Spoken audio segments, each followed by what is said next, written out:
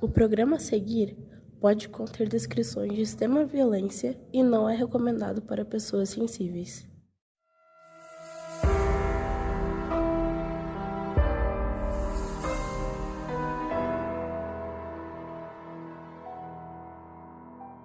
Onde você estava no dia 27 de janeiro de 2013? Essa é a pergunta que pais e mães colaram na porta da antiga Boate Kiss. A cidade de Santa Maria nunca vai esquecer esse dia. O dia em que um incêndio de proporções gigantescas afetou uma população inteira. 632 pessoas ficaram feridas e 242 morreram. Mas isso não foi apenas uma tragédia, um acaso, um acidente. Diversos fatores colaboraram para que esse incêndio acontecesse. Eu sou a Mabê. Eu sou a Carol Moreira. Essa é a história de todas as vítimas, sobreviventes, familiares e amigos que até hoje lutam por justiça. Essa é a história do incêndio da Boate Kiss.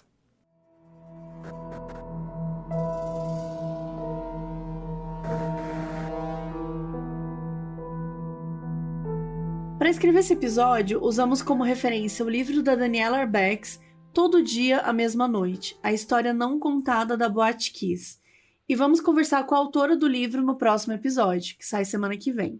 O Globoplay também nos cedeu, antes da estreia, o documentário Boate Kiss, A Tragédia de Santa Maria, que estreia hoje, no dia 26 de janeiro, quando esse episódio está indo ao ar. Essas duas obras foram essenciais na escrita do roteiro desse episódio.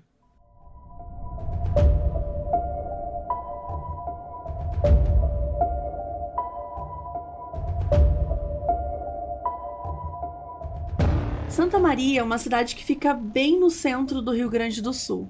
Era uma cidade que em 2013 tinha cerca de 272 mil habitantes. E ali na região tinha 7 universidades privadas e uma federal.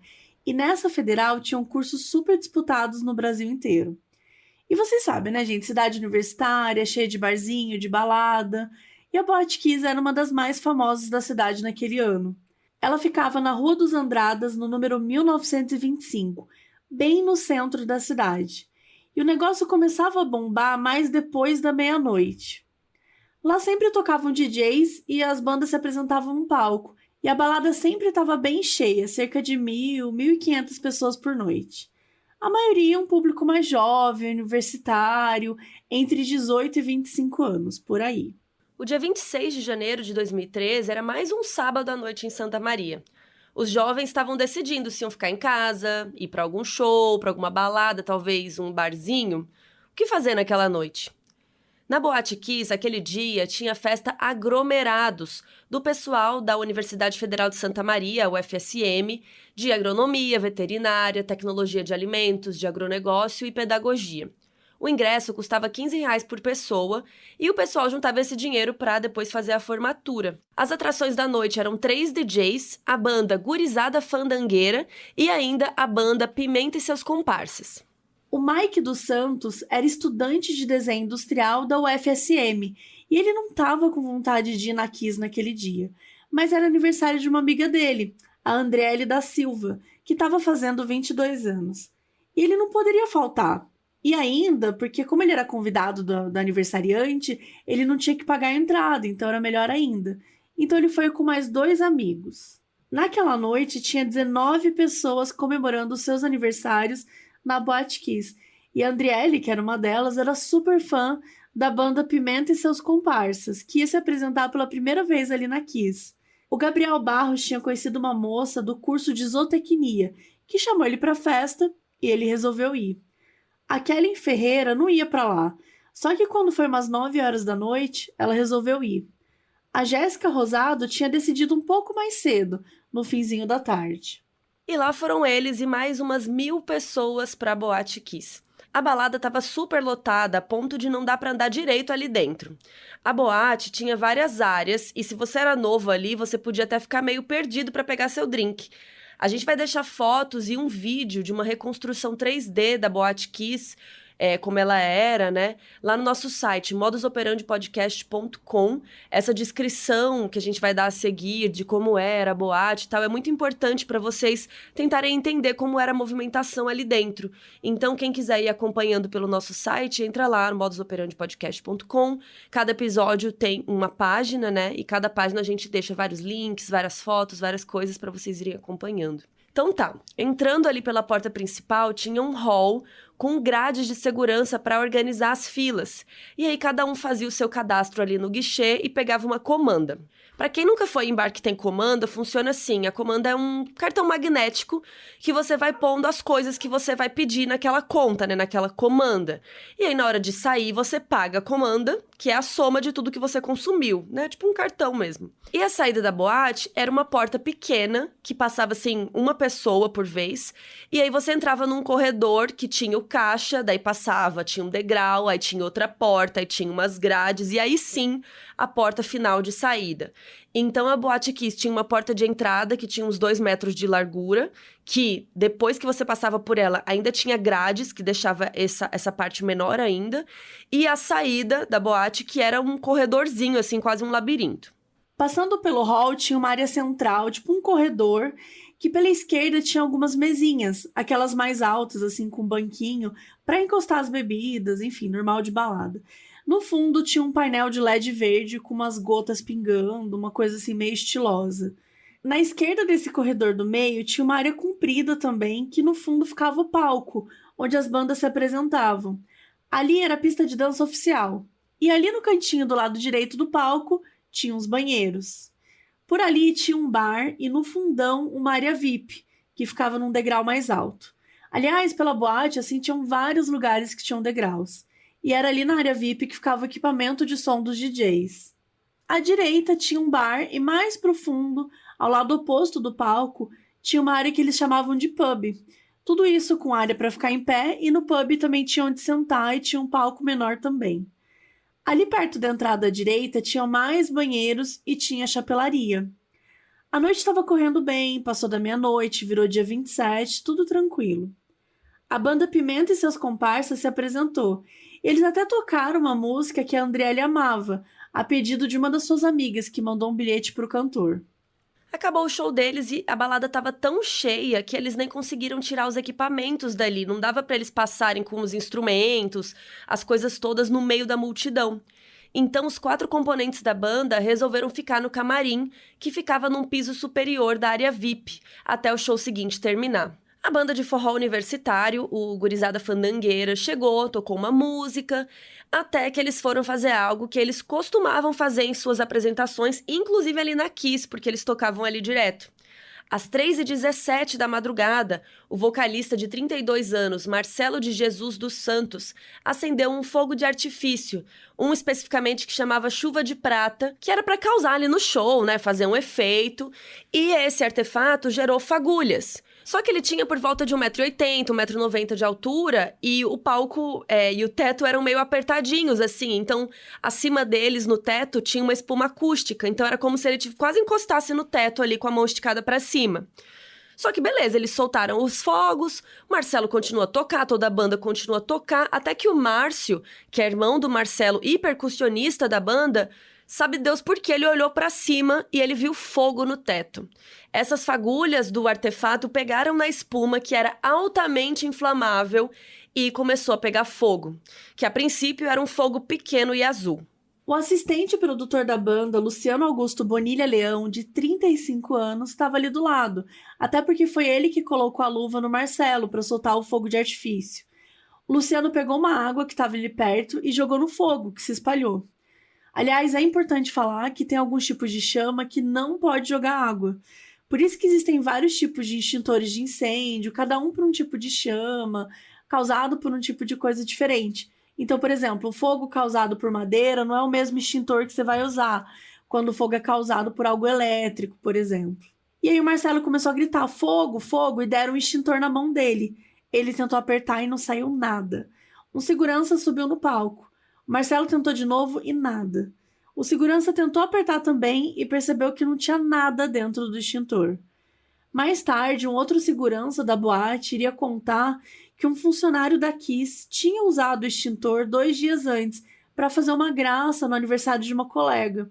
E ele tinha colocado de volta no lugar, porque disseram que iria ser trocado dali uma semana.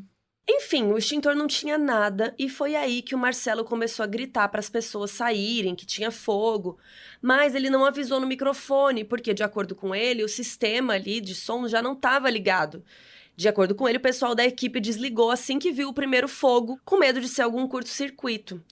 E aí a espuma do teto começou a derreter e pingar no chão e o fogo se alastrando. Todo mundo começou a tentar sair da boate. Algumas pessoas que estavam mais longe do palco nem sabiam o que estava acontecendo direito, só ouviram uma gritaria e uma fumaça que até parecia fumaça de balada, né? Não parecia, a princípio, fogo. Até que o fogo se alastrou tanto que caiu a luz da boate e não dava para ver nada. O fogo estava mais para trás, começando ali perto do palco, então não é que o fogo também estava ajudando a iluminar, sabe? Tava muito escuro. E muita gente correu pro banheiro que ficava perto da porta, porque foi uma das únicas fontes de luz que ficou acesa, um luminoso no banheiro. O fogo foi aumentando e a fumaça que saía dali era muito forte, muito tóxica e muito quente. As pessoas sentiam a garganta queimando, o corpo queimando e muita gente foi desmaiando intoxicada. E essas pessoas iam caindo no chão. Só que aí vinha outra pessoa atrás e caía em cima do próximo, e caía em cima do próximo e foi virando uma pilha de corpos desmaiados. Era muita fumaça, tava muito quente, aquelas 1000 pessoas se empurrando, muita gritaria, vidro caindo no chão, vidro quebrando, e no escuro não dava para entender para onde ir. Algumas meninas tiraram um salto para não pisar nas pessoas que estavam no chão. As primeiras pessoas que chegaram na porta não conseguiram sair. Primeiro porque tinham grades antes da porta, então todo mundo que estava mais para trás ia empurrando quem estava na frente. Só que quem estava ali também não conseguia sair porque estava esmagado contra a grade. Teve gente tentando pular a grade, tinha gente caindo no chão porque eram empurrados. Outras pessoas iam passando por cima das que estavam no chão. Os seguranças da porta da boate não sabiam do que estava acontecendo. E como não tinha rádio para falar com seguranças lá de dentro, eles não deixaram as pessoas saírem. Afinal, todo mundo tinha que pagar a comanda. Eles demoraram cerca de 40 segundos para liberar as pessoas. Mesmo assim, a dispersão da fumaça altamente tóxica e quente, combinada às grades, os degraus, a escuridão, a falta de saídas de emergência, a união de todos esses elementos foi fatal para 242 pessoas.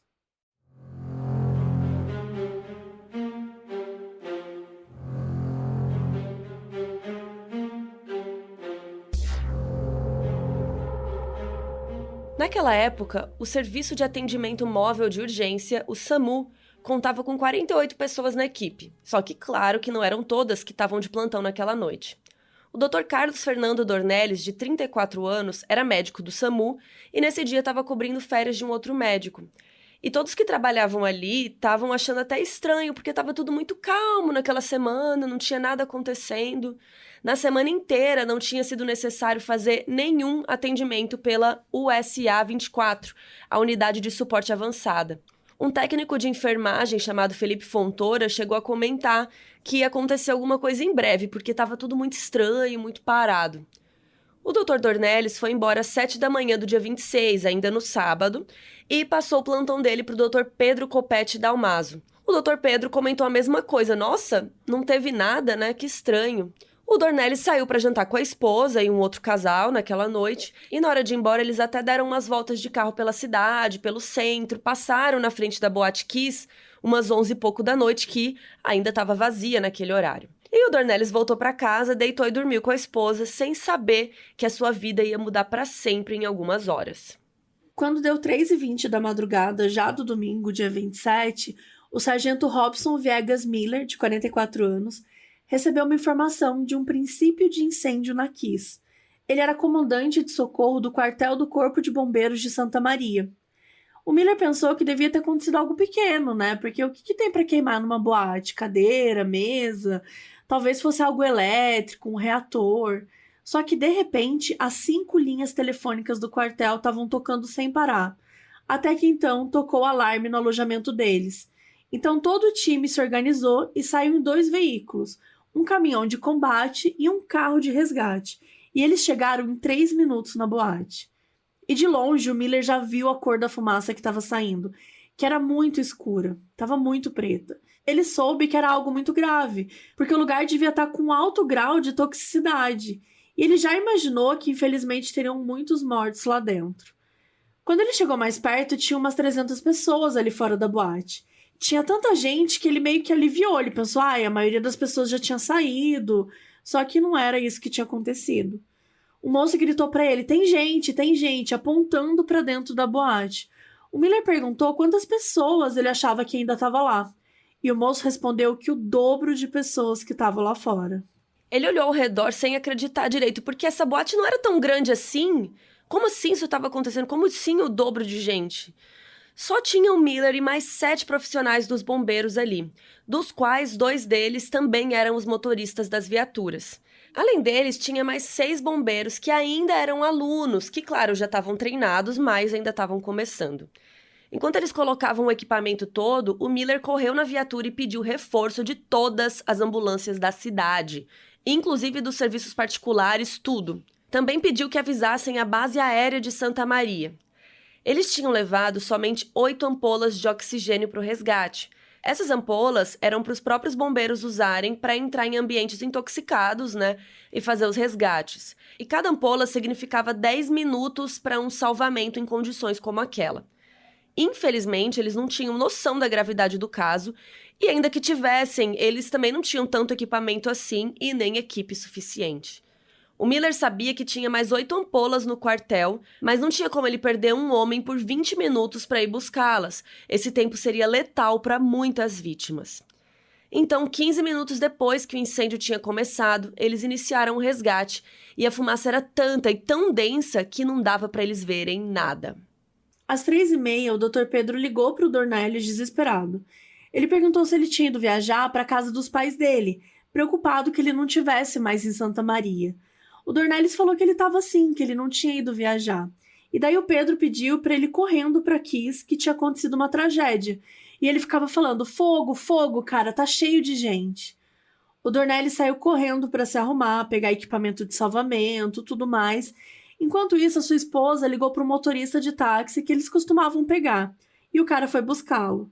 O taxista falou que parecia que tinha acontecido um princípio de incêndio, mas que também não era para tanto desespero, apesar do tumulto ali fora.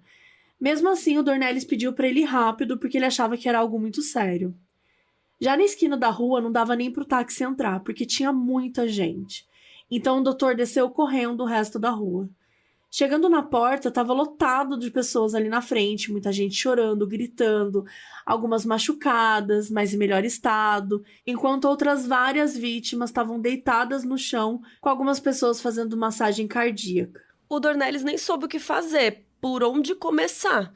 Ele decidiu ir correndo para a viatura do SAMU.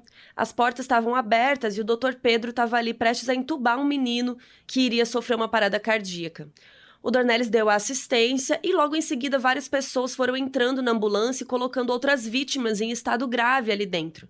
Só que ele viu que 2 delas já estavam falecidas e, delicadamente, pediu para que tirassem os corpos para que ele pudesse ajudar quem ainda estava vivo. Só que os adolescentes estavam exaltados, eles não queriam acreditar que aquelas pessoas tinham morrido. Um deles até apontou para uma menina dizendo que ela estava quente e rosada. É claro que ela não estava morta. Mas a pele rosada é comum em casos de asfixia por monóxido de carbono, que era o tipo de gás que surgia em incêndios estruturais, ou seja, em lugares fechados. Só que claro que o médico não ia explicar isso ali, no meio daquela situação. Então ele desceu e pediu para a ambulância sair para o hospital mais próximo com as 5 vítimas que estavam dentro. Tinha alguns homens sem calça, só camiseta e cueca. Provavelmente a calça ficou para trás na tentativa de escapar do incêndio. E tinha uns que nem sabiam direito porque estavam sem roupa, assim. Muita gente desmaiou e acordou na calçada sem entender direito o que estava acontecendo. Tinha um monte de sapato pelo chão, muitos de salto e as meninas andando descalças sem rumo por ali. Muitos celulares tocando, com as famílias tentando falar com os jovens. Já tinham mais 5 pessoas mortas jogadas no chão quando o doutor examinou uma moça que ele ficou bem chocado. Ela estava com os olhos totalmente brancos, porque eles tinham se queimado. Além disso, estava saindo uma fumaça preta de dentro da boca dela. Várias pessoas continuavam a morrer ali na frente da boate. Dornelles já tinha participado de uma missão no exército por quase 7 meses no Haiti. E ele já tinha visto muita coisa grave e horrível, mas nem isso deixou ele preparado para o que ele viveu naquela madrugada e nos dias seguintes. Enquanto isso, o bombeiro Miller estava entrando na Kiss sem ver nada. E de repente ele percebeu que tinha um monte de gente empilhada numa porta que conectava o hall e o salão ali do meio, o salão principal. E não dava nem para ele entender quem estava vivo ou morto, ele não estava vendo nada e ninguém estava gritando, porque provavelmente todo mundo tinha desmaiado com a fumaça. Então ele saiu correndo e pediu para colocarem um holofote de luz urgente ali. Aos poucos, os bombeiros foram descobrindo que ainda tinham pessoas vivas, porque elas iam se agarrando nos pés deles quando eles passavam. Como todo mundo tentou sair por essa porta, virou um funil. Muita gente querendo passar por uma porta de 2 metros de largura, né? Tipo, 1.000 pessoas. E para piorar, antes da porta, ali ainda dentro do salão, tinham umas grades que deixavam esse espaço menor, mais afunilado ainda, fazendo com que essas pessoas fossem caindo umas em cima das outras. E os bombeiros não conseguiam nem passar dessa entrada por causa disso. O Miller até viu que tinha uma menina viva, mas ele não conseguia tirar ela dali, porque tinham muitas outras pessoas em cima dela. Então eles decidiram que eles precisavam tirar todos os corpos dessa entrada. A pessoa estando viva, estando morta, eles precisavam tirar todo mundo dali, rápido, para ver se eles conseguiam entrar e buscar mais vítimas vivas. Quando deu 10 minutos de resgate, as ampolas de oxigênio começaram a apitar. Ou seja, os bombeiros não tinham mais como entrar de forma segura na Kiss. Alguns aguentaram e continuaram tentando sem nada, mas era muito difícil. Um dos bombeiros até passou mal, ele teve que ser atendido também, porque a fumaça era extremamente tóxica e quente. Eles não tinham nem conseguido isolar a área ainda, porque era muita coisa para fazer com pouquíssima gente na equipe. 5 minutos depois, finalmente chegaram 2 equipes de bombeiros da base aérea, e eles acharam que era melhor atender quem estava na parte de fora da boate, porque provavelmente teria mais chances de sobrevivência. Só que as vítimas que estavam melhores sabiam que ainda tinha muita gente lá dentro, então várias pessoas entravam de volta na boate para tentar ajudar. Tinha um monte de gente aleatória ali também, civis, ajudando no resgate, tirando pessoas dali. Os bombeiros não impediram isso, primeiro porque não tinha como controlar direito pela quantidade de gente ali, e segundo porque eles não tinham equipe o suficiente, então eles acabaram aceitando também uma ajuda para tirar as pessoas, porque era muita gente para retirar. As pessoas amarravam camisetas no rosto e os bombeiros jogavam jatos de água para tentar tirar um pouco do calor do corpo deles. Desses voluntários que estavam dentro da Kiss na hora do incêndio, tinham conseguido escapar, mas corajosamente entraram de novo na boate para salvar mais vidas, 5 deles não conseguiram mais sair. Depois de meia hora do resgate, ninguém mais saiu da Kiss vivo. Os bombeiros então decidiram parar com a missão de salvamento ali dentro da boate. Mas várias pessoas ali não concordaram com isso e pegaram ferramentas no caminhão dos bombeiros e juntos começaram a quebrar a fachada da boate, que era de madeira, e as laterais, onde teriam janelas, mas que tinham sido vedadas ilegalmente para não sair o som dali de dentro. Já com a ajuda dos bombeiros, conseguiram fazer aberturas e alguns voluntários estavam entrando lá para retirar as vítimas. Infelizmente, um deles faleceu depois por causa da intoxicação de fumaça. O Gustavo Cadore, de 31 anos, fazia doutorado em medicina veterinária na UFSM e ele estava na Kiss aquele dia. Ele conseguiu sair e acabou desmaiando lá fora. Ele acordou, olhou ao redor e começou a chorar muito e saiu andando pela rua. Um cara que ele nem conhecia avisou que tinha fumaça saindo dos seus braços e jogou uma água na região. O moço falou que a pele dele estava saindo. Só que como o Gustavo não estava sentindo dor, ele olhou para os braços e falou assim, deve ser a minha camiseta que rasgou. E aí o moço falou, não, cara, você tá sem camisa. Foi nessa hora que o Gustavo olhou direito e a pele do braço dele tinha saído quase que inteira e estava presa somente pelo pulso. Mesmo assim, o Gustavo saiu andando procurando um amigo dele e as pessoas avisaram que não estava saindo mais ninguém vivo, que era melhor ele ir para o hospital. Ele não entendia a gravidade da própria situação, sabe? Ele falou, não, melhor deixar a ambulância para quem tá mal. Como ele estava consciente andando, ele achou que estava tudo bem. Mas é óbvio que a situação dele era muito mais grave do que ele imaginava. Então, outro homem o ajudou a chegar até uma ambulância e ele foi finalmente levado embora. Enquanto isso, os bombeiros precisavam controlar o fogo, que, por enquanto, estava sob controle. Como tudo era fechado ali dentro da Kiss, não tinha janela, não tinha portas, as chamas tinham ficado estáveis. Só que quando os bombeiros abriram o teto para a fumaça sair, o oxigênio realimentou o fogo, que cresceu de novo. Então eles tiveram que lidar com isso. E ainda com o risco de desabamento, risco do fogo passar para outros prédios ao lado. Então eles precisavam resolver isso antes de liberar a entrada na boate, porque eles ainda precisavam verificar se tinham mais vítimas.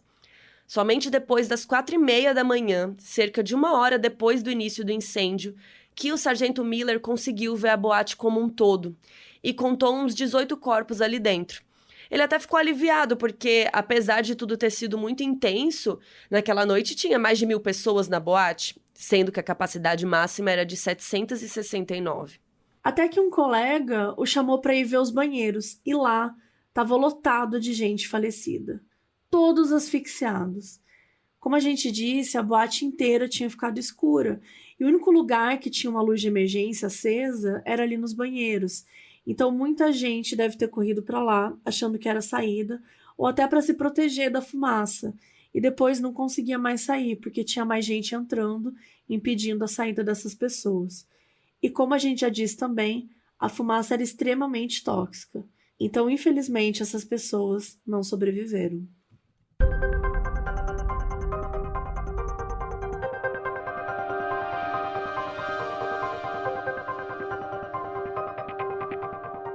Enquanto isso, nos hospitais da cidade, começaram a chegar as ambulâncias com as vítimas. Só que muitos que chegaram lá com vida simplesmente acabavam morrendo. A enfermeira e capitã de sobreaviso no Hospital da Brigada Militar de Santa Maria, Liliane Duarte, de 48 anos, ela não estava entendendo por que esses jovens morriam, porque a maioria deles nem tinha queimaduras. Só que claro que ela ainda não sabia a gravidade do que tinha acontecido. A Liliane recebeu uma ligação do José Farias, que era capitão do hospital, e ele pediu para ela ir urgente para Kiss, e ela chegou lá às 4h45. Nesse horário, os sobreviventes já estavam em hospitais, e ali tinham muitos familiares procurando os jovens.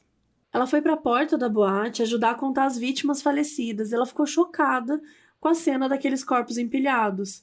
Ela percebeu que a maioria deles tinha uma espuma branca saindo da boca e fuligem preta no nariz, sinais da intoxicação de fumaça. Conforme ela foi entrando, que já era muita coisa para lidar, ela também ouviu os celulares das vítimas tocando. Só que, gente, eram muitos telefones tocando ao mesmo tempo. Cada um com um toque diferente, música sertaneja, trim-trim, de tudo. Ela viu que um dos telefones já tinha 150 ligações não atendidas, de um chamador que estava escrito mãe. E eles não podiam atender, porque é o protocolo para não passar informações erradas. Em casos assim, precisa haver um reconhecimento do corpo com calma, para poder, enfim, informar a família.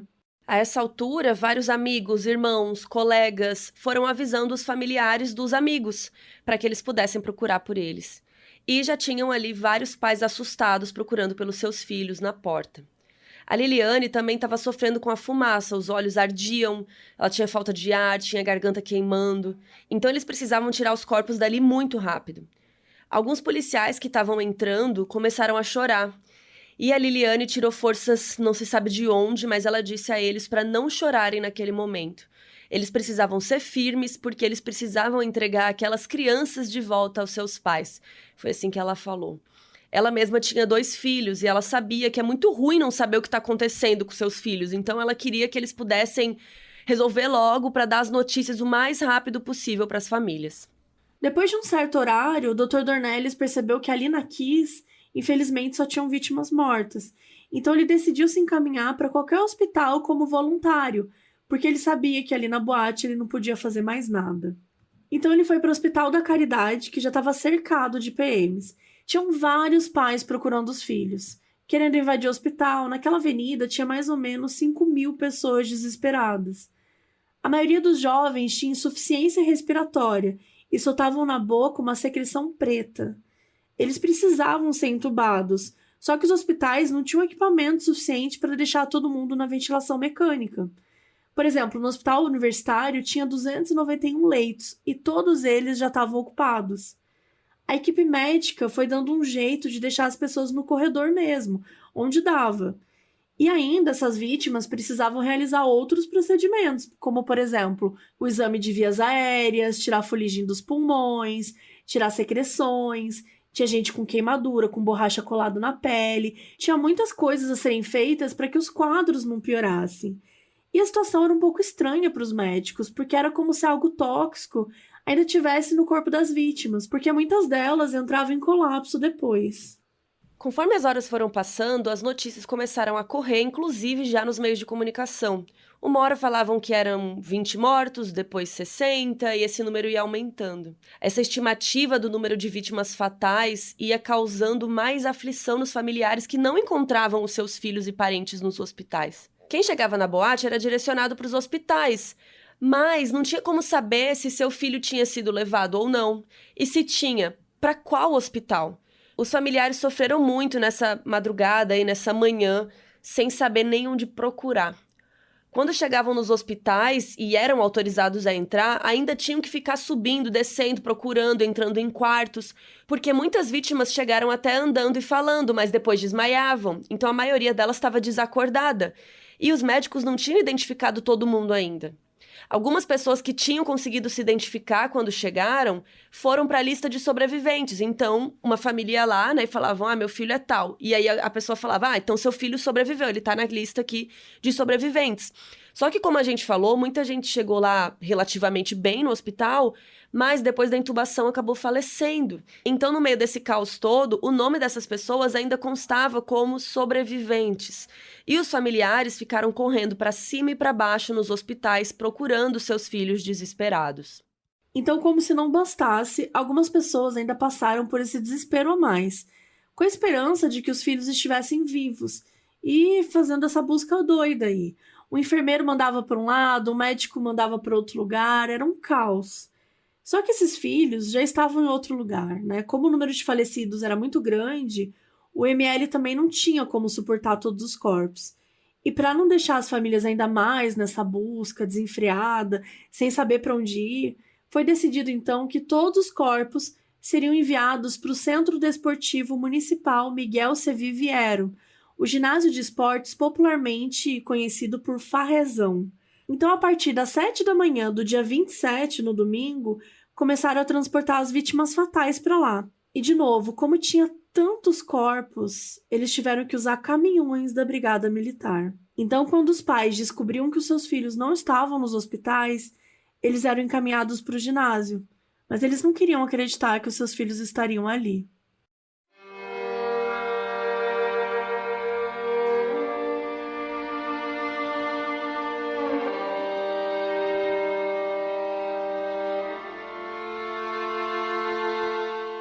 Então eles estavam encaminhando todos os corpos para o Farrezão, só que não tinha maca suficiente para todo mundo, então algumas pessoas iam carregando os corpos pelos membros e colocando em cima de uma lona no caminhão. E como não tinha tanto espaço, às vezes empilhando as vítimas. Todo mundo que carregou essas pessoas nesse dia nunca mais esqueceu desse momento. Era uma situação completamente desumana. Quando os corpos chegaram ao ginásio, eles decidiram que era melhor colocar todos os homens de um lado e as mulheres de outro. Então eram 2 filas de corpos no meio de um ginásio de esporte. Todos que chegavam ficavam chocados com a gravidade, com a dimensão daquilo tudo. Sim, eles ouviram que tinha tido um incêndio, mas quando as pessoas entendiam o tanto de gente ferida, o tanto de gente que morreu, parece que é aí que caía a ficha. E os pais e familiares foram enviados para o Farrezão, né, para ver se seus filhos estavam lá. Então, imagina você ter que chegar num lugar para saber se seu filho lá tá morto no meio de um monte de gente morta. Entre os mortos estavam um dos integrantes da banda Gurizada Fandangueira, o Danilo Jaques, que tocava gaita. Outros 2 músicos da banda Pimenta e seus comparsas que estavam no camarim também faleceram. O baterista Marcos André Rigoli e o baixista Robson Vanderham. A então presidente Dilma Rousseff estava participando de uma reunião no Chile quando ela soube da tragédia. Ela decidiu interromper a viagem e ir para Santa Maria prestar o seu apoio à comunidade. Vários outros políticos também apareceram por lá, e por algum motivo todos eles quiseram entrar no Farrezão, inclusive antes dos pais. A única que não quis entrar foi a presidente Dilma, que ficou esperando do lado de fora. Os parentes foram sendo selecionados aos poucos, e eles iam entrando no ginásio para reconhecerem os jovens, E foi decidido que era proibido entrar algum familiar sozinho, somente em duplas. Isso porque a cena era chocante para só uma pessoa aguentar. Eram vários cadáveres de meninos e meninas enfileirados. Naquele momento, tinha cerca de 230 corpos. O cheiro do ginásio era estranhíssimo, de carne queimada, de fumaça. Então, só isso tudo já era um choque. Daí você pensar que ainda tinham amigos dos seus filhos, filhos dos seus amigos, a possibilidade do seu filho estar ali. E na maioria dos casos, infelizmente, estava. Então, vários pais ficaram em choque, não aceitavam que eram seus filhos, diziam que não era, continuavam procurando. Outros pais queriam puxar e levar os jovens dali imediatamente, o que também não era possível. A enfermeira Liliane passou o dia todo ali recebendo os familiares, por mais difícil que a situação fosse. Inclusive, pouquíssimos funcionários ou voluntários aguentaram ficar ali. Foi decidido que o Dr. Dornelles iria cuidar da transferência dos pacientes mais graves. Depois de pensarem bastante, decidiram mandar os pacientes para Porto Alegre. Eram no mínimo 40 vítimas. Isso porque na capital eles tinham mais especialidades nos hospitais. O Dornelles conseguiu falar com a Força Aérea, que disponibilizou 6 aeronaves. 4 helicópteros Black Hawk, que é um tipo de helicóptero gigante que faz o transporte tático de tropas, e 2 aeronaves de asas fixas. Apesar das aeronaves não serem próprias para isso, era uma medida emergencial. Só que não era em qualquer lugar que o tal do Black Hawk podia pousar, porque ele tinha 3 toneladas a mais do que os heliportos comuns aceitavam. Ele pesava 10 toneladas. Então tiveram que transportar os pacientes até um campo de futebol próximo a um dos hospitais, decolar de lá e pousar no Parque da Redenção em Porto Alegre e dali transportar para os hospitais. Então, eles equiparam os helicópteros e as outras aeronaves e começaram a transferência dos pacientes na segunda de manhã, no dia 28. Ao todo, foram 233 vítimas fatais e mais 9 faleceram depois nos hospitais, totalizando 242 pessoas mortas. Eram muitas pessoas para fazer velório ao mesmo tempo, então muitas famílias acabaram sem o enterro que desejavam para os seus entes queridos. Isso porque faltaram flores, velas, até caixões e covas. E ainda não tinham onde velar os jovens todos. Naquele dia, até a água mineral acabou na cidade. E vocês sabem daquela lei da oferta e da demanda. Então, como a procura estava muito grande, os preços aumentaram, porque as pessoas estavam dispostas a pagar o que fosse para ter os seus velórios, os enterros dos seus familiares. Isso foi muito criticado pelos pais, pelos familiares, porque estavam lucrando em cima da dor de muita gente. O pacote do funeral estava chegando a R$10 mil. Tiveram que enviar vários caixões para Santa Maria, então algumas famílias precisaram ficar horas e horas esperando, com os filhos ainda lá no ginásio. Várias vítimas foram veladas em lugares aleatórios, igrejas, colégios, o centro de tradições gaúchas, onde pudessem receber as famílias. E também foram transportados pelo que dava, desde carros particulares até tratores e caminhões. Depois que retiraram todos os corpos do ginásio, a prefeitura também liberou o farrezão para a realização de velórios coletivos, a maioria custeados pela própria prefeitura. E foi recomendado que as famílias fechassem os caixões. Muitos corpos estavam com fuligem, alguns saindo secreções ainda do corpo, ainda não sabia direito o que tinha na fumaça tóxica, então era melhor fechar. A maioria dos jovens foi velado com o caixão fechado e um vidrinho na parte do rosto. Foi uma situação muito triste mesmo. Parece mentira, mas alguns pais ainda tiveram que ouvir que eles eram culpados pelo que aconteceu aos seus filhos, já que se eles estivessem na igreja, se eles cuidassem direito deles, não os deixariam frequentar a boate. Ainda teve um pastor que chegou a dizer que aquilo tudo foi um castigo divino, que servisse de exemplo para os pais botarem seus filhos na igreja. Chegou a falar para os pais que nem deveriam chorar pelo filho morto, porque se o filho os amasse mesmo, não teria ido para a boate. E teve uma mãe que ela tinha adotado uma das vítimas, que ela ainda ouviu de uma colega da igreja que não era para ela ter adotado, que era para ela ter aceitado que Deus queria que ela não tivesse filhos.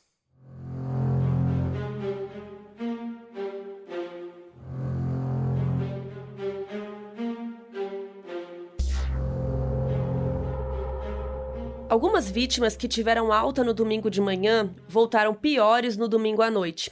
Desmaiavam, algumas tinham convulsões, confusão mental. Tudo isso significava que provavelmente ainda havia algo tóxico no corpo desses pacientes. Isso porque, quando há intoxicação por monóxido de carbono, que é o que acontece na maioria dos incêndios em prédio, assim, raramente é necessária a ventilação mecânica no paciente. E não era o caso ali. Como a gente já contou, diversas pessoas precisaram, mais de 80 das vítimas. Então, eles precisavam entender rapidamente que gás foi inalado pelos pacientes para poder saber como tratar deles com mais eficácia. Na segunda-feira, ainda havia 124 vítimas internadas nos hospitais espalhados pelo estado. 48 dessas estavam no CTI e 11 em estado gravíssimo. Ou seja, ainda precisa de muita ajuda para atender as pessoas, né? Para elas terem um tratamento adequado, precisava de muita gente. Diversos médicos, enfermeiros e voluntários continuaram a trabalhar sem descanso. Saíram os resultados dos exames de sangue que indicavam cianeto no sangue das vítimas. Isso que estava causando o bloqueio da cadeia respiratória das células, ou seja, era isso que impedia que o oxigênio chegasse aos órgãos vitais. O monóxido de carbono unido ao cianeto causou danos gravíssimos às vítimas. Inclusive, o cianeto é um veneno dos mais letais que existem. A gente até já citou vários casos aqui de envenenamento por cianeto, né, no podcast. E também é o mesmo princípio ativo que foi usado nas câmaras de execução de campos de concentração nazistas. Uma pessoa pode morrer apenas 1 minuto depois de exposta a um gás de cianeto. Ali dentro da boate, estima-se que as vítimas morreram depois de 3 a 5 minutos que o incêndio começou.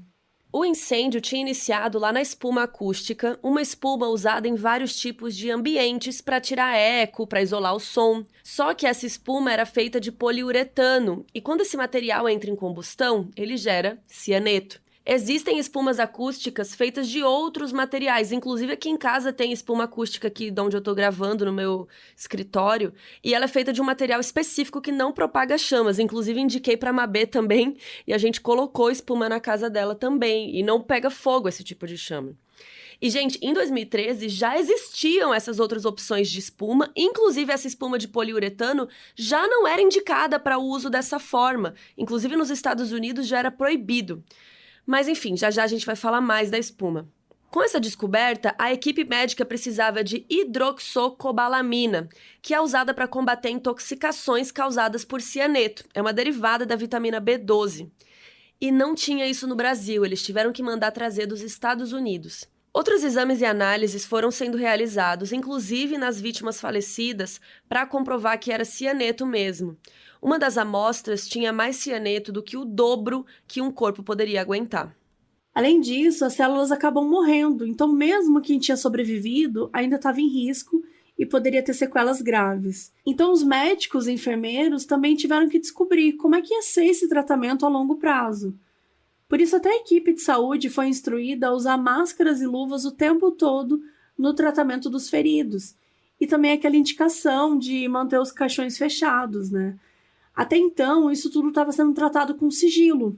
Só que uma jornalista ouviu a conversa de uma enfermeira pelo telefone e publicou no dia seguinte na capa da Folha de São Paulo, deixando o Brasil inteiro chocado e os familiares revoltados. Até então, os parentes não estavam necessariamente pensando no que causou, né? Tinha sido um acidente horrível, eles estavam sofrendo luto, preocupados onde enterrar os seus filhos, sofrendo, tudo ainda num grande choque. Só que quando essa notícia saiu, muitos deles começaram a olhar para as causas do incêndio e começaram a pensar nos motivos que os seus filhos estavam em hospitais ou tinham morrido.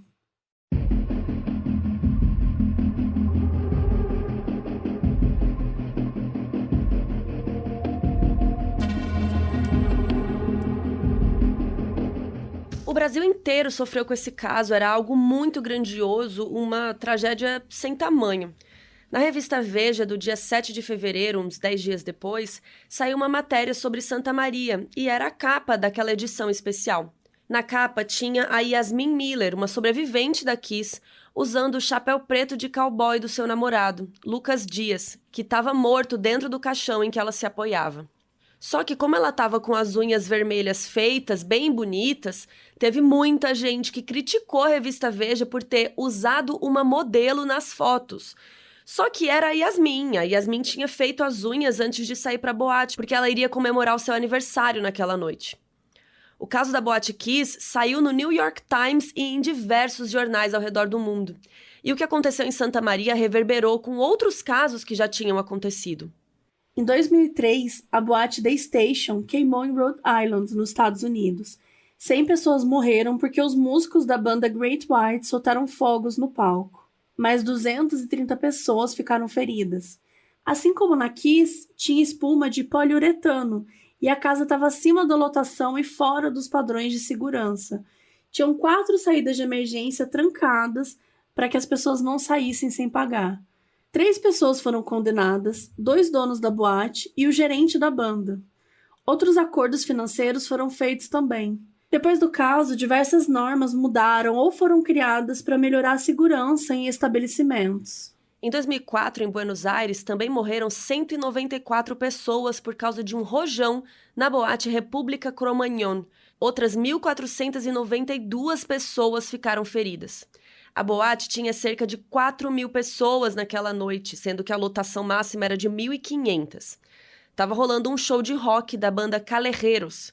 Cerca de 12 pessoas responsáveis foram condenadas, incluindo todos os membros da banda, donos da boate e funcionários do governo. Foi feito um documentário sobre o caso que saiu em 2015, chamado La lluvia es también no verte, que está disponível inteiro no YouTube. A gente vai deixar linkado na página desse caso no nosso site, modusoperandipodcast.com. 2 anos depois, em 2015, ia acontecer mais um caso famoso na Romênia. A boate Collective também foi incendiada por fogos de artifício. Morreram 64 pessoas e 132 ficaram feridas. Foi feito um documentário muito bonito e pesado chamado Collective, que até foi indicado ao Oscar em 2020 por melhor documentário e melhor filme internacional. Esse documentário foi tão impactante que vocês podem até ver, ele não foi indicado só a melhor filme internacional ou só documentário, né? Ele foi indicado nas 2 categorias. Eu recomendo muito, é muito triste, né, obviamente. É muito parecido com o caso da Boate Kiss e está disponível na HBO Max. E mesmo com diversos casos, em 2022 tivemos mais 4 incêndios em boates parecidíssimos pelo mundo que também causaram mortes.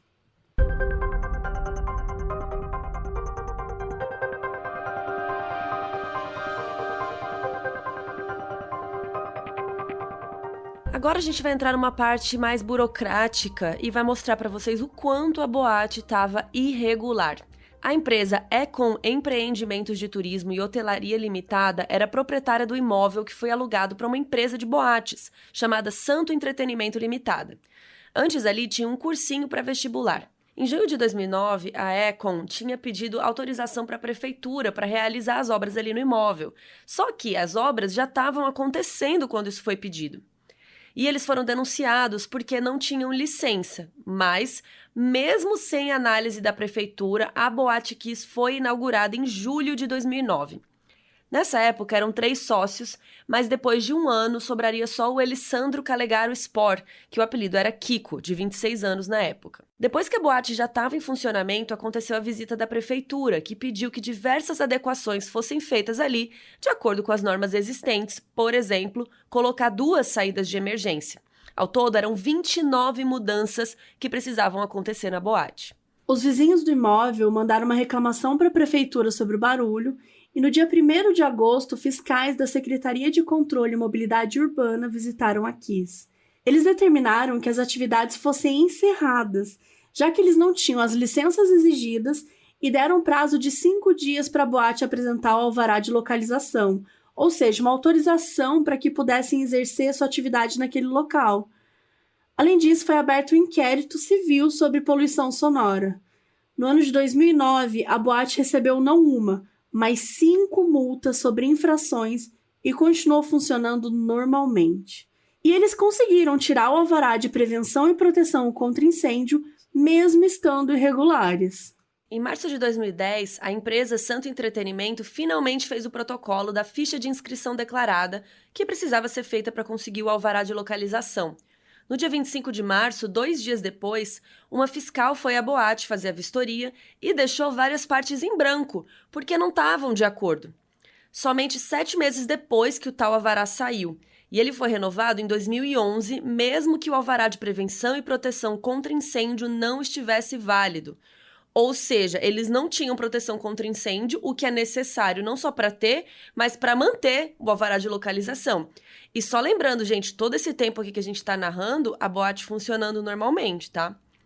Ainda em 2011, foi renovado o alvará de prevenção e proteção contra incêndio, mesmo a boate estando cheia de pendências, como extintores de incêndio nas posições indicadas, iluminações de emergência, mangueiras de gás e ainda não tinham feito as 2 saídas de emergência, coisa que já havia sido pontuada em 2009. E não sei como, mas mesmo assim eles davam ok e davam o alvará.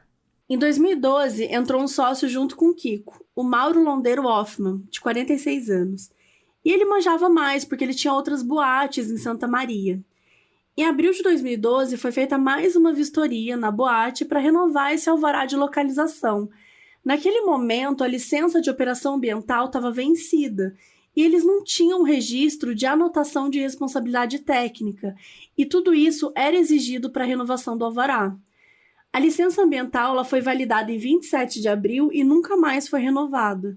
Em agosto de 2012, o alvará de incêndio tinha vencido e a boate recolheu o valor de taxa para renová-lo, mas essa vistoria nunca foi realizada.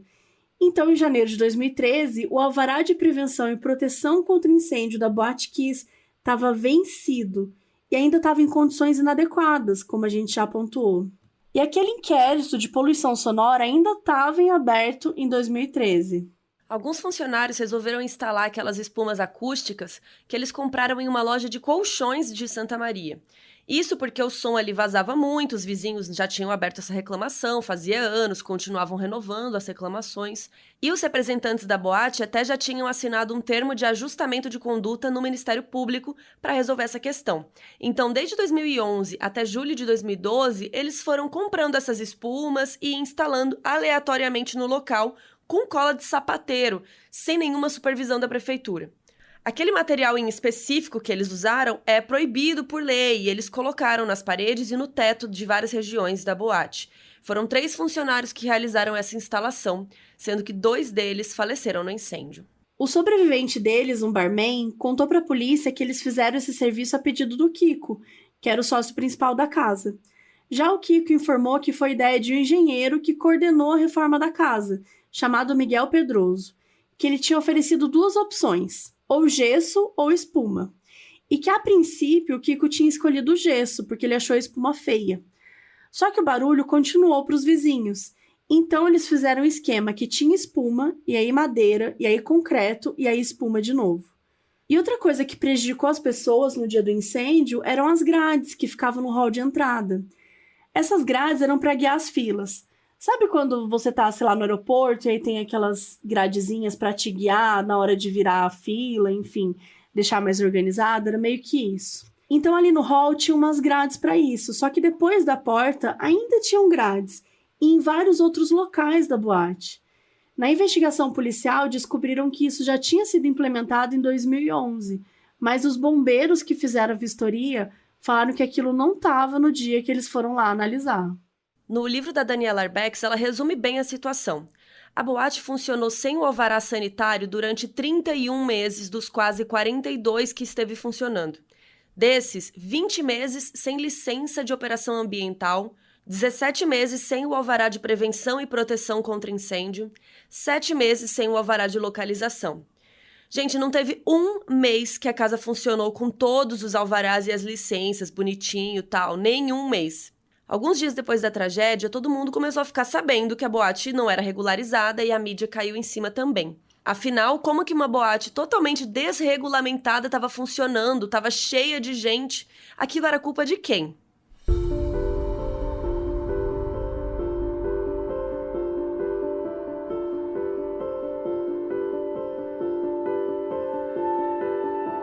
As pessoas queriam justiça, não só os sobreviventes, familiares e amigos das vítimas, mas o Brasil inteiro estava em choque e queria respostas.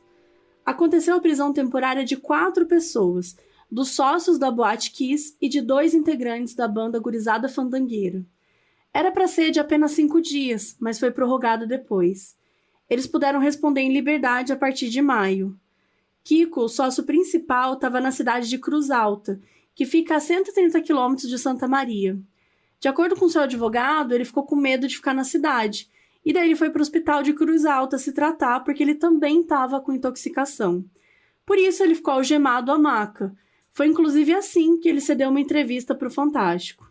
Ele contou que quando a boate queimou, ele estava lá dentro com a sua esposa, que estava grávida. Na segunda-feira ainda, a Defensoria-Geral do Estado do Rio Grande do Sul fez um pedido para bloquear os bens dos sócios da boate, porque eles tinham receio deles venderem os seus bens e depois alegarem que não tinham como pagar indenizações caso viessem a ser condenados. Uma reportagem da Veja também denunciou que computadores, câmeras de vídeo e outros materiais da boate foram retirados antes que os peritos pudessem avaliar. O governador do Rio Grande do Sul, Tarso Genro, esteve na delegacia de Santa Maria para tomar conhecimento do inquérito. Foi aberto um processo na primeira vara criminal de Santa Maria, sob responsabilidade do juiz Ulisses Fonseca Lousada.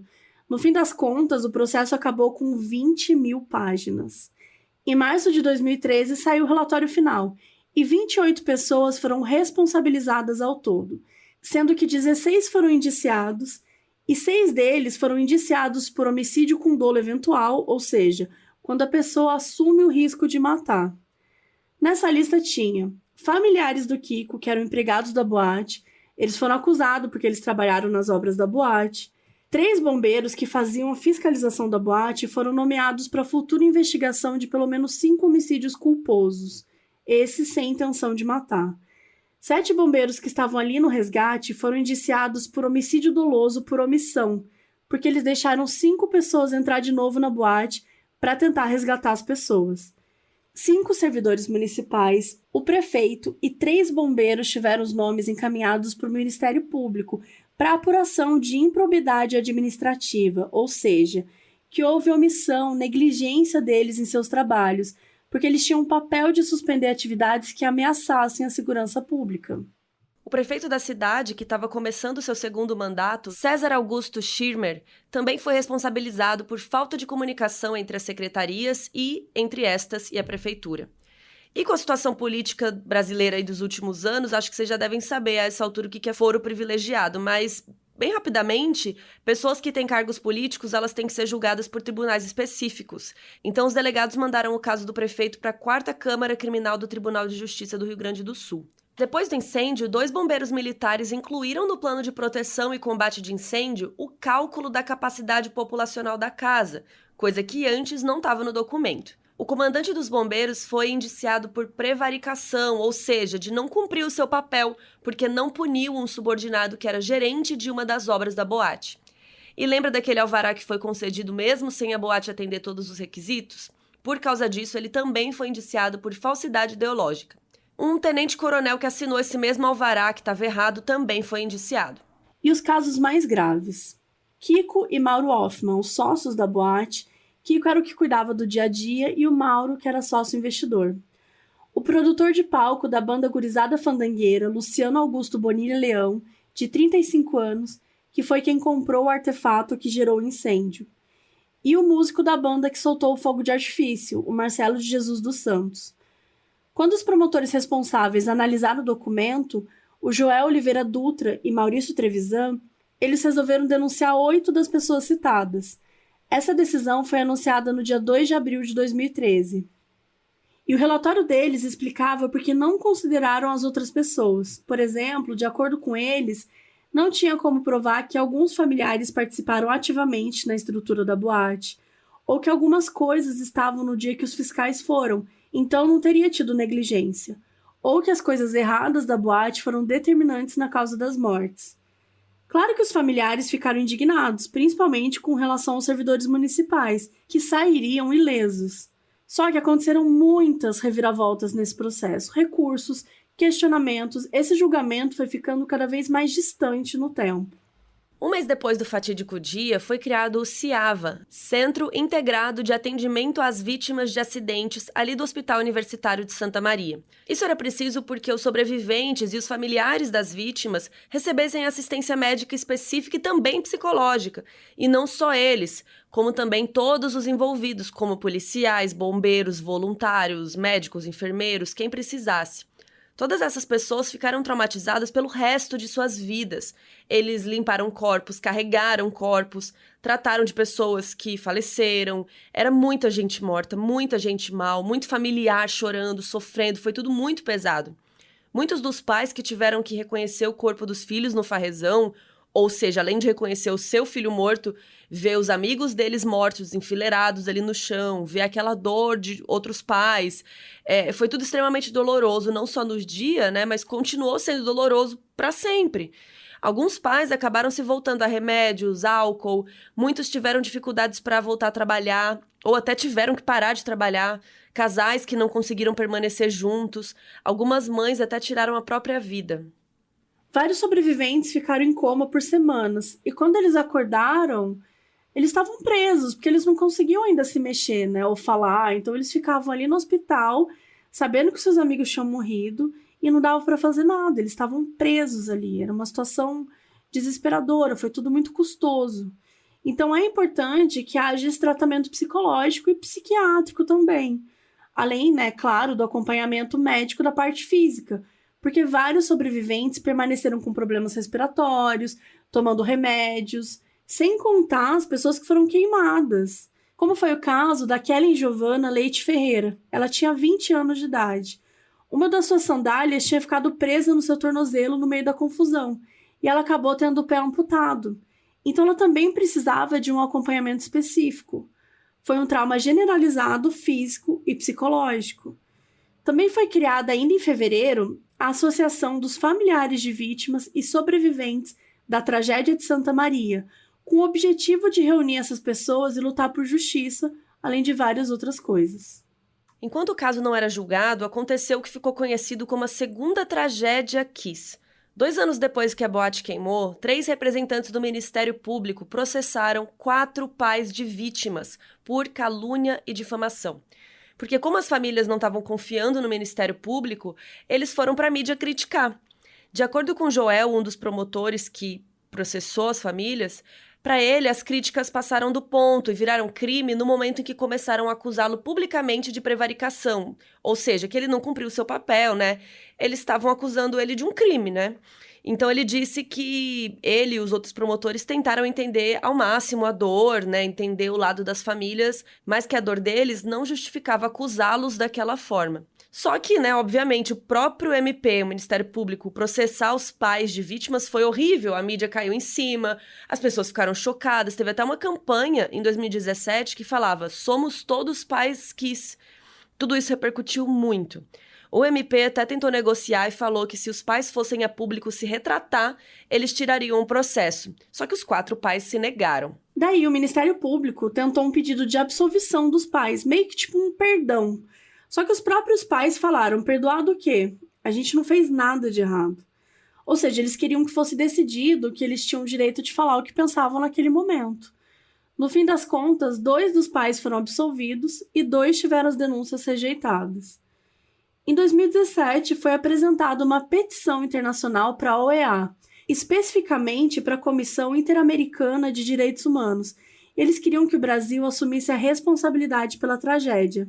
A comissão já notificou o Brasil e, aparentemente, ainda estão avaliando. Pelo menos agora, em janeiro de 2023, a gente não tem nenhuma atualização sobre isso.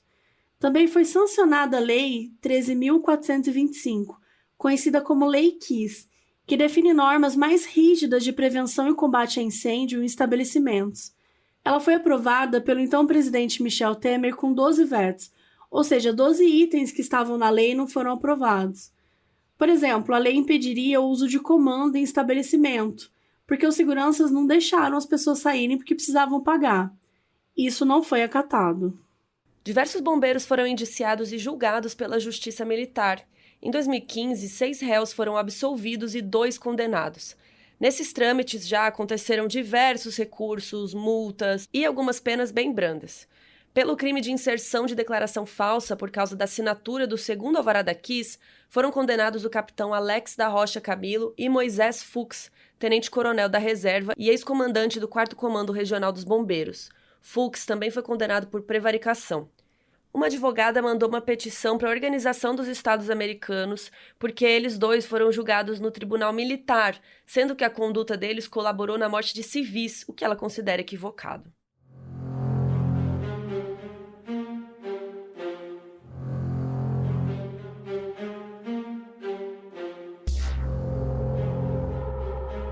Normalmente, o julgamento seria na própria cidade de Santa Maria, mas o advogado de Alessandro Spor pediu para ser julgado fora da cidade. Isso depois também foi pedido pelo Mauro e pelo Marcelo. O nome disso é desaforamento. Isso porque às vezes acham que a população já está muito contaminada com aquela dor, então não seria totalmente imparcial na hora de julgar o caso. Já o Luciano insistiu para ser julgado em Santa Maria, porque para ele era o correto a ser feito. Como o Ministério Público não achava bom separar o caso deles e queria julgar todo mundo junto, isso foi acatado e o julgamento foi marcado. No fim, foi decidido que o julgamento seria na cidade de Porto Alegre, na capital do estado. Só que isso gerou alguns problemas. O juiz Ulisses Lousada era de Santa Maria e ele que acompanhou o caso desde o princípio, mas ele não atuava em Porto Alegre, então ele não poderia conduzir esse júri. E o juiz Lousada, ele falou que isso não foi bom para o caso, porque ele era a pessoa que mais conhecia o processo, então ia ter que passar para um novo juiz, queria ter que se familiarizar, tudo de novo. E a outra questão seriam os familiares das vítimas e sobreviventes, que precisavam dar depoimento ou, se não precisavam, queriam estar no julgamento. Então, eles precisariam se locomover para Porto Alegre e ficar lá esse tempo todo. As associações de pais queriam levar todo mundo e foram atrás de parcerias para custear, e eles conseguiram, deu tudo certo. Uma semana antes do julgamento, sortearam 68 jurados. Como era um caso grande, que iria durar cerca de 15 dias, os jurados foram pré-selecionados antes. Então, no dia 1º de dezembro de 2021, realmente começou o julgamento dos 4 réus sob a supervisão do juiz Orlando Facini Neto. O juiz tinha um objetivo muito claro, que acontecesse somente esse julgamento, que não fosse anulado, que desse tudo certo. A formação do júri foi de 6 homens e uma mulher, o que foi interpretado como uma vantagem da defesa, que chegou a dispensar uma jurada mulher. A gente vai dar uma resumida porque aconteceram muitas coisas nesses 10 dias de julgamento, inclusive berro e gritaria regados a chimarrão. Como é comum para eles, né? Eles estavam no meio do julgamento tomando chimarrão, eu achei até engraçado, assim. No primeiro dia, o réu e ex-produtor da banda, o Luciano, chegou chorando e gritando que não era assassino. Ao todo, depuseram 13 testemunhas, 12 vítimas e 3 informantes. Em geral, os depoimentos foram bem emocionantes. Muita gente chorou. Pais e familiares se emocionaram, muitas vezes saíam do plenário de tanta dor. Era muito difícil ouvir aquilo tudo, reviver, pensar no que seus filhos passaram, rever fotos, imagens de todos aqueles momentos difíceis que eles viveram. Uma das depoentes foi a Kellen Ferreira, que sobreviveu à tragédia e foi uma das pessoas que mais ficou afetada pelo incêndio fisicamente. Ela teve 18% do corpo queimado e perdeu um pé, porque a sandália ficou presa no seu tornozelo e tirou a circulação. Ela disse no julgamento que nunca mais vai poder correr, porque a última vez que ela correu foi para se salvar da morte. A Kellen passou 78 dias internada e até hoje tem consultas regulares com um pneumologista, toma medicação para o pulmão e existe até a possibilidade de ela ter que fazer um transplante de pulmão. A Jéssica Rosado perdeu um irmão na tragédia. Ela estava em frente ao palco na hora que tudo começou, ela viu tudo. E ela contou lá no depoimento, e uma das coisas que ela falou é que ela não se perdoou até hoje por ter saído de lá sem o irmão. O depoimento da Jéssica foi um pouco polêmico, porque ela disse que não sentia raiva dos réus, que ela não tinha ódio, e os advogados se aproveitaram disso para fazer uma cena, ficavam ali fazendo perguntas para ela, né? E o juiz teve que interromper e dizer que aquilo não era apropriado, eles estavam ali para racionalizar o que as vítimas passaram. Alguns familiares e sobreviventes não gostaram muito do que a Jéssica falou, porque eles ficaram com medo de como isso poderia afetar os jurados, deles acabarem não condenando os réus. Mesmo ela não sentindo ódio, não significa que os réus não eram culpados, né? Mas também é óbvio que ouvir isso ali também afetou muito os sobreviventes, os familiares que estavam há tantos anos lutando por justiça. Daniel Rodrigues da Silva deu depoimento. Ele era o dono da loja que o Luciano comprou o artefato de fogos de artifício.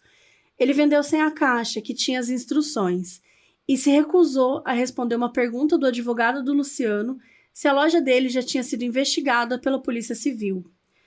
Começou uma gritaria generalizada e o juiz teve que fazer uma pausa. E assim, vale comentar que o advogado do Luciano, o Jean Severo, causou o julgamento inteiro. Ele era muito dramático, ficou gritando bastante. O Mike também deu depoimento. Ele tinha ido na Kiss naquela noite comemorar o aniversário da sua amiga Andriele. A gente comentou mais cedo aqui no episódio. Infelizmente, a Andriele não sobreviveu. Ele cursava desenho industrial e ele terminou a faculdade. No seu trabalho de conclusão, ele criou um protocolo de segurança baseado na experiência dos sobreviventes. Ele descreveu como foi todo o momento que a boate pegou fogo. Diz que para sair eles davam passos muito devagar, porque tinha muita gente. O Gabriel Barros, que tinha ido na Kiss a convite de uma moça da zootecnia, estava na plateia, e ele chorou muito ao lembrar disso, porque tudo voltou na memória dele. Muitos descreveram a boate como um labirinto, pois tinha umas partes mais para dentro que não era simplesmente uma reta para saída. Então as pessoas ficavam perdidas. O Delvani Rosso também depôs. Ele estava em um grupo de 7 amigos e ele ficou com mais 2 na hora do empurra-empurra, porque os outros estavam circulando na hora. Eles entrelaçaram os braços para não se perder, mas infelizmente se desencontraram uns dos outros no meio do caminho. Ele inalou muita fumaça e foi perdendo as forças, ele sentiu que ia morrer e foi se despedindo da sua família ali na sua cabeça e pedindo perdão se tinha feito algo até desmaiar. O irmão dele, o Giovanni, estava lá ajudando a salvar diversas pessoas. Ele também estava na Kiss na hora do acontecimento. Ele ia puxando os homens pelo cinto e puxava as meninas pelos cabelos para não puxar a pele das pessoas que estava saindo. E o Giovanni acabou puxando e salvando seu próprio irmão sem nem perceber, ele só soube alguns dias depois. O Delvani acordou na calçada. Tinha uma moça na ambulância que já estava morta. Eles tiveram que tirar a moça para poder colocá-lo em seu lugar. Ele ficou 1 mês em coma e teve 45% do corpo queimado. O Dr. Dornelles diz que talvez seja o paciente que teve mais porcentagem de queimaduras de todos. Representantes dos bombeiros, prefeitura e Ministério Público do Rio Grande do Sul entraram como testemunhas, e isso foi bastante reforçado pelos familiares, porque eles queriam que eles fossem réus também. As famílias saíram na hora do depoimento do prefeito em protesto. Os réus também deram depoimentos bem emocionados. O Luciano, o produtor da banda, explicou que ele precisava de frila e pegou esse da banda. Ele não era músico, então ele ajudava com o que precisava comprar, levar água, carregar coisas. E foi aí que ele comprou os fogos de artifício daquele dia. Ele disse que não lhe foi oferecido comprar fogos que pudessem ser usados em ambientes internos, coisa que o dono da loja negou. O dono disse que ofereceu sim, e era mais caro, e por isso ele não quis. Que o preço seria de R$ 75,00 e que ele até faria um desconto por R$ 50,00. Mas de acordo com ele, o Luciano não quis, porque os outros fogos eram cerca de R$ 3,00. Luciano disse que nada disso aconteceu, que ele gostaria de ter tido essa oportunidade, que ele não sabia. O advogado do Luciano gritou bastante sobre a loja de fogos, a Kabum, que eles tinham sido irresponsáveis. O Luciano chorou muito, disse que ele pensou muito sobre, abre aspas, que Deus é esse que deixou isso acontecer, fecha aspas. Uma das mães se referiu ao seu depoimento com a Globo tá perdendo. Kiko, dono da boate, disse que abriu a Kiss porque ele era músico, reforçou que toda a sua família trabalhava lá, querendo dizer que ele jamais faria algo que pudesse colocar a própria família em risco. Ele afirmou que colocaram a espuma sem a sua autorização, contradizendo o que ele tinha dito até para o Fantástico, sobre o engenheiro e tudo mais. Mas também confirmou que não avisou a banda que a altura do palco com relação ao teto havia mudado, se tornando menor. Em um momento, o Kiko se dirigiu às famílias, disse que nada disso foi fácil para ele, que sofreu muito e que ele não sabia o que fazer ou como ajudar. Os familiares consideraram que ele fez um teatro para comover os jurados. O Mauro contou que entrou financeiramente na Kiss justamente porque ele não queria precisar trabalhar lá, contratar ninguém, a família do Kiko que cuidava de tudo. Como ele era sócio de vários outros estabelecimentos e trabalhava nesses outros, ele queria só investir mesmo na parte de grana, ele não cuidava nada do dia a dia.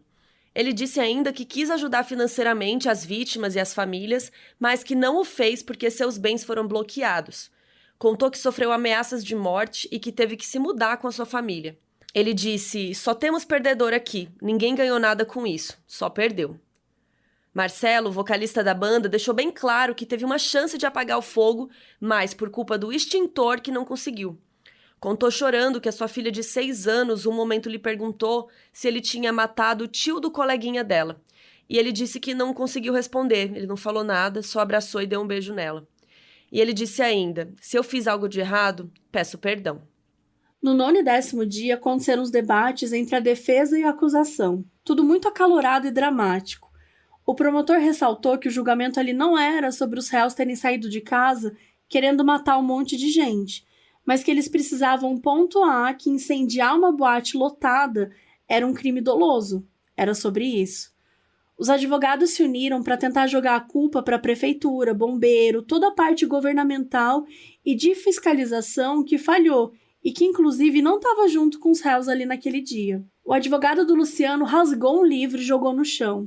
Em um momento ele abraçou e gritou, passa tua dor para mim, enquanto o Luciano chorava. Outra situação extrema foi quando a advogada do Marcelo, Tatiana Borsa, apresentou supostas cartas psicografadas de 7 vítimas do incêndio. Ou seja, que um médium teria falado com o espírito desses jovens que mandaram essas cartas. E uma parte de uma das cartas dizia algo tipo, vamos lembrar que os responsáveis também têm famílias, que não tinham intenção de causar tragédia. Isso foi visto como uma tática de extremo mau gosto. No final, a promotora Lúcia Helena mostrou um vídeo chocante, com o consentimento dos familiares. Eram imagens da entrada no local, com todos os corpos, com as pessoas gritando, sendo atendidas. Alguns familiares falaram que era muito difícil rever aquilo, mas eles queriam que os jurados vissem. Depois de 10 dias, acabou o julgamento mais longo da história do Rio Grande do Sul, e os jurados decidiram que os 4 eram culpados. As suas penas foram decididas pelo juiz. O Kiko, o dono, foi sentenciado a 22 anos e 6 meses de prisão. O Mauro, sócio investidor, a 19 anos e 6 meses. O Marcelo e Luciano, da banda, foram sentenciados a 18 anos. Então os 4 réus foram condenados, só que o Tribunal de Justiça tinha concedido um habeas corpus preventivo para um dos acusados, e o advogado mostrou ali na hora, e isso foi estendido a todos, e eles saíram livres naquele dia. 4 dias depois do julgamento, o ministro Luiz Fux, que era presidente do Supremo Tribunal Federal, suspendeu o habeas corpus e todos foram presos. Ali, quando acabou o julgamento, um dos pais disse que aquele momento não era para se comemorar, porque eles não são vingativos, não é que eles estavam felizes, eles só queriam justiça. Ele falou que foi uma vitória da população e que servisse de lição para que uma tragédia assim nunca mais se repita. E depois todos juntos gritaram, nunca mais se repita. Apesar dessa condenação, os familiares ainda querem responsabilizar as outras pessoas que ainda não foram julgadas. E eles nem sabiam, mas ainda iriam ter que lidar muito com esse mesmo julgamento por mais tempo, porque os advogados começaram com diversos recursos e 8 meses depois o julgamento foi anulado. Desembargadores votaram a favor de alguns recursos da defesa, dizendo que houveram irregularidades no julgamento, como, por exemplo, sorteio de jurados fora do prazo, que depois o juiz Orlando Facini Neto comentou que então todos os outros júris de Porto Alegre também teriam que ser nulos, porque era assim que eles faziam. Reclamaram que houve conversa reservada do juiz com os jurados e que houve formulação de quesitos fora do processo. Então o julgamento foi anulado e no dia seguinte, 4 de agosto de 2022, os 4 réus foram soltos. O Ministério Público entrou com um recurso para reverter essa decisão e está esperando o resultado. Provavelmente essa questão ainda vai levar mais uns 2 anos por aí para decidirem se fica mesmo anulado, se vão fazer outro julgamento. Os réus permanecem soltos.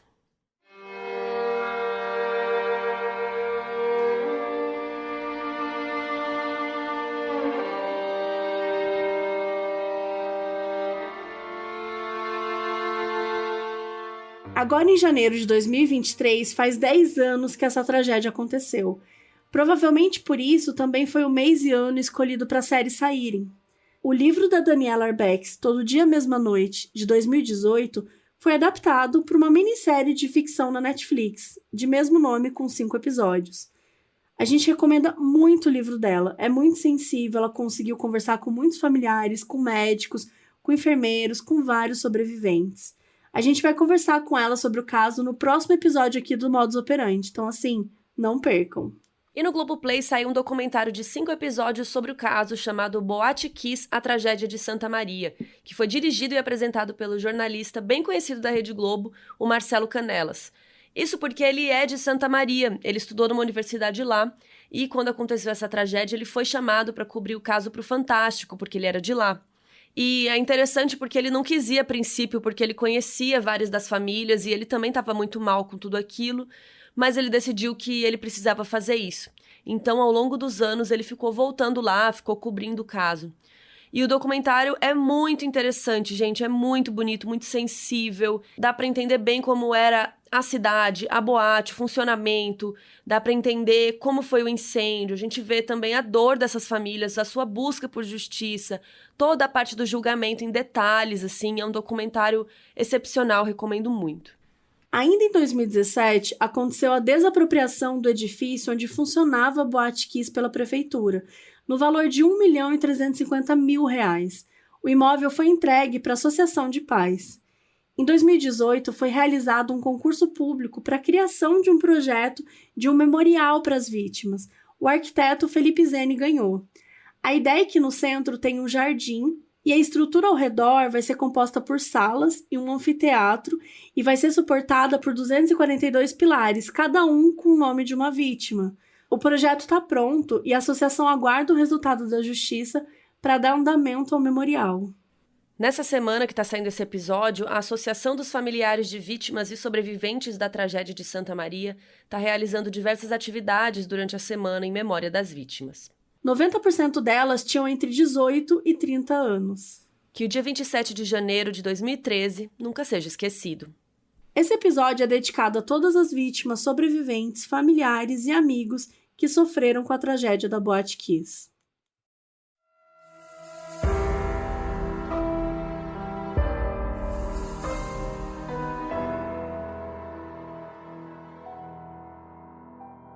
O aviso no início desse episódio foi gravado pela Cristina Aparecida Stanque Alves, que é nossa apoiadora na Aurelo.